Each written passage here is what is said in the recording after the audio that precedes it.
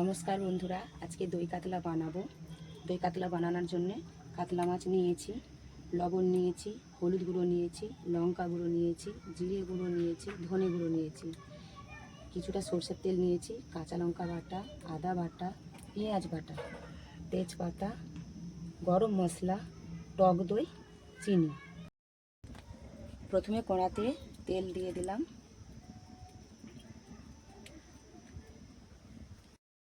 ভালো করে নুন মাখানো মাছগুলোকে ভালো করে লাল লাল করে ভেজে নেব। মাছগুলো ভাজা হয়ে গেছে, এবার তুলে নেব।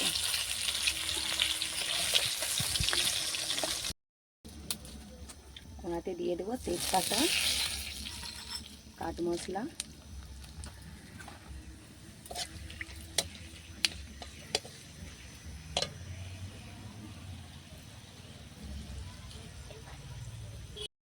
এবার দিয়ে দেবো পেঁয়াজ বাটা।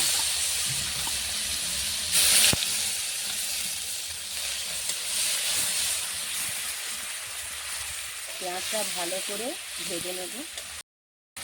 এবার দিয়ে দেবো আদা বাটা, কাঁচা লঙ্কা বাটা,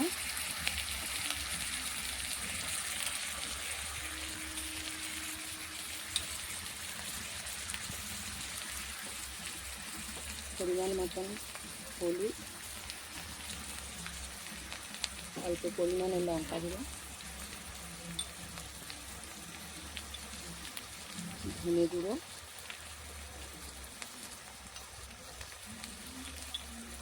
জিরে গুঁড়ো,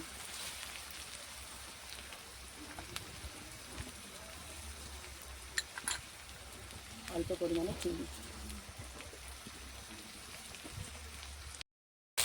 ভালো করে তাকে কষে নেব।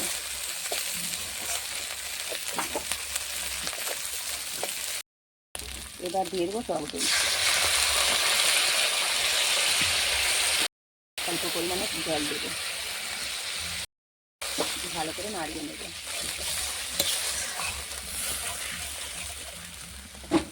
ভালো করে কষে নেব। এবার দিয়ে দেবো মাছ।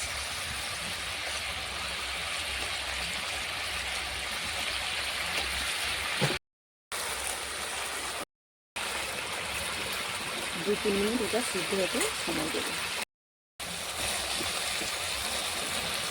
এবারে লাগিয়ে নেব।